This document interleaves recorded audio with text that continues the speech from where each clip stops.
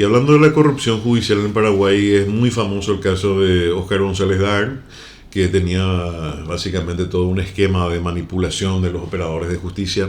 Había un nombre sonado con él que era el de Raúl Fernández Lindman. Y yo me pregunto, a esta altura del campeonato, Dar murió. Lindman vio cómo salió de esa causa donde él hacía, si mal no recuerdo, teóricamente él hacía las transacciones con los jueces y fiscales. ¿O qué trabajo tenía él? Él era el intermediario. El intermediario. Yo recuerdo que a veces Colón en su momento, antes de que salten el tema de los audios, decía que había unas causas judiciales en Ciudad del Este. Y le sacaba la foto a este señor Raúl Fernández Lindman de que estaba ahí en la antesala para reunirse con algunos magistrados y se decía que estaba él motivando que salga una resolución en un sentido determinado. En aquella época ya a veces publicaba. No encontré más la publicación, pero me recuerdo que leí. No sería haciendo lobby. Lobby, sí. Haciendo lobby. Estaba el secretario del jurado, el secretario González Dar, y después saltan los audios. ¿Y qué pasó de todos esos jueces que fueron salpicados? Nada. No, algunos eran fiscales. Estaba ese Omar Legal, por ejemplo, era actuario cuando habló con Fernández Lima y ahora es juez. Se le premió entonces. Se le premió. Además era impresionante las conversaciones que tenía González Dar, cómo le llamaba y cómo influía en las decisiones judiciales.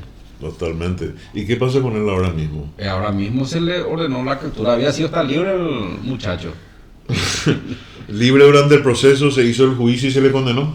Está condenado y ahora el juez de ejecución ordena que cumpla la sentencia. ¿Y que cuánto era la sentencia de suspensión o qué le dieron por eso? Y no cumplió con nada. No tenía medida alternativa. ¿Y a cuánto le condenaron?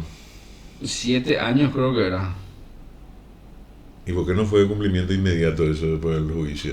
No, y es práctica común que cuando no queda firme la condena, se le puede dar medida alternativa. Para cierto tipo de hecho, porque no hace por un homicidio. A todo le da. ¿Y si es un homicidio doloso? Igual suelen dar. Y entonces se puede aprovechar para que no se presente más. Y hay peligro de fuga. Y no es esto lo que está pasando con él ahora. O se le notificó, se le está buscando, hay una orden de captura ahora. Sí, hay una orden. La Corte cuestionó eso de que los jueces de ejecución le invitaban a los condenados a que se presenten. Que había muchos casos de condenados que no se presentaban a cumplir la pena. Entonces le dijo que no tiene que invitar, tiene que ordenar efectivamente que su captura.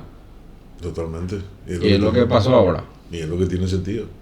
Pero qué desastroso era el movimiento del... ¿Cómo nos escandalizó a nosotros lo de Daer? Pero se pulió pues ya el jurado de enjuiciamiento ahora y el consejo. Simuló el jurado que iba a cambiar. Simuló y de hecho nada cambió. Y ¿Sabe qué es lo que pasa cuando cae el cacique? Viene otro cacique y hace la misma cosa o peor. Muerto el rey, viva el rey. Sí, así mismo. Y esto saltó hace poco con Lalo Gómez. Cuando se publicó la pericia de su celular y se veía que este señor manipulaba la justicia al estilo González Dar, o sea, nada cambió otra. O sea, siempre habrá un Dar. Siempre habrá un Óscar González Dar, no va a cambiar. Son cambios estructurales profundos que tienen que hacer para cambiar. Y en ese sentido, ya que tocamos la cuestión del jurado de enjuiciamiento de magistrados y el consejo de la magistratura, son órganos tan delicados. Esta gente, ¿cómo se llama el que le elige a los jueces, fiscales y defensores? Consejo de la Magistratura. Este consejo de la magistratura le elige a cualquiera. Sí. Gente que nunca ejerció la profesión. Se recibió ayer de la UNA, que es una institución educativa, pero al mismo tiempo es una institución política, donde uno entra en el centro de estudiantes, se hace contacto con el ministro acá, con fulano allá. Tiene una función política. Y eso creo yo sirve de trampolín para que vos te recibís ayer y pasado mañana sos fiscal. Sí, una es un caso particular porque vos le tenés ahí. Como generalmente el decano suele ser un ministro de la Corte Suprema de Justicia. La UNA tiene un consejo de administración que le eligen tanto los estudiantes, eligen los docentes y eligen los egresados. Esto de los egresados no tiene sentido. Yo al menos suelo votar, pero tengo derecho a voto vitalicio para elegir a representantes. Pero a mí no me interesa más. Yo hace años que salí a la facultad. No tiene sentido que yo siga votando en algo que no influye en mi vida, que no tengo el más mínimo interés. Terminó tu ciclo con relación a esa casa. Y eso se sigue votando. Y vos ahí, el tema de la Facultad de Derecho es que vos le tenés ahí la cofradía de la justicia, vos tenés fiscales adjuntos, tenés camaristas, jueces, ministros de la Corte que están dentro del Consejo de Administración de Derecho 1. Entonces el poder, la estructura de poder tenés incrustada dentro de Derecho 1. Entonces la gente que puede llegar a ello, se recibe recién, ya consigue trabajo en la fiscalía, consigue trabajo en el Poder Judicial. Sí, a los 5 años ya he nombrado juez, fiscal sin tener ninguna experiencia. Y así se va descomponiendo nuestro sistema de administración de justicia. Bueno, ¿y cuál es el problema? Pongo para que tengan este criterio laxo y, digamos, privilegiado, como para el caso de la UNA. ¿Cuál es el problema de que le eligen a gente que se recibió ayer? Literalmente, o sea, gente recién recibida. De que esta gente no entiende cómo funciona la profesión si nunca ejerció. No entiende. Y después vos te vas como profesional de derecho a ejercer, a litigar y te trata como gente que no entiende y te trata mal. Sí, no solamente el trato, el destino de las causas también. Sí. No saben llevar. No, para nada. La mayoría no conocen nada. Y técnicamente son sin experiencia. Y claro, técnicamente es un problema y el profesional con experiencia que ejerce la profesión se va y se encuentra con esa gente. Sí. Recibe maltrato justamente por la reclamación de las deficiencias técnicas. Sí, y entonces toman como ofensa. Toman como ofensa porque como yo soy fiscal, no, yo soy juez. Yo soy juez, no me puedo abogadito decirme esto porque yo estoy acá. En el trono. En la poltrona. Entonces, y otra cuestión que se da también en Derecho 1 es los jueces y fiscales pues tienen un marco constitucional que le impide dedicarse a otra función, ya sea pública, privada, remunerada o no. El artículo 254 dice que tienen que tener una dedicación exclusiva y solamente pueden ejercer la docencia a tiempo parcial. Correcto. Y estos ministros de la Corte ocupan cargo de decano, ocupan cargo de consejo directivo. Y eso no significa estar en aula, eso no es docencia. Absolutamente. Y están violando la Constitución Nacional. Yo veo varios jueces que ahora se están candidatando para formar parte del Consejo Directivo de Derecho 1.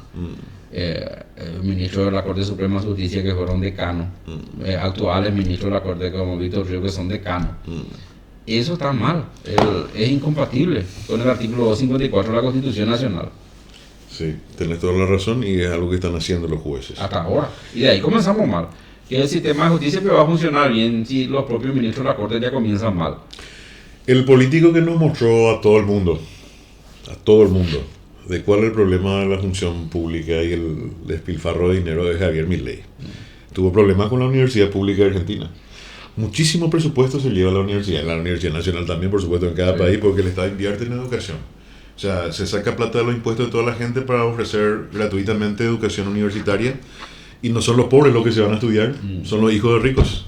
El hijo del agricultor, el que tiene su chacra, el que paga sus impuestos, su hijo nunca va a la universidad, van ricos. Y eso vos podés comprobar, me recuerdo nomás de una situación, una vez me fui en la Facultad de Derecho, de la Facultad Nacional de San Lorenzo, y entré ahí, a mí me sorprendió los autos lujosos que había en el estacionamiento. No son profesores. No, eran de alumnos, y supuestamente que la Universidad Nacional es para los menos pudientes y las privadas son para los que pueden pagar. Totalmente. Pero se van y se inclutan, y al final el pobre termina pagando la educación del rico.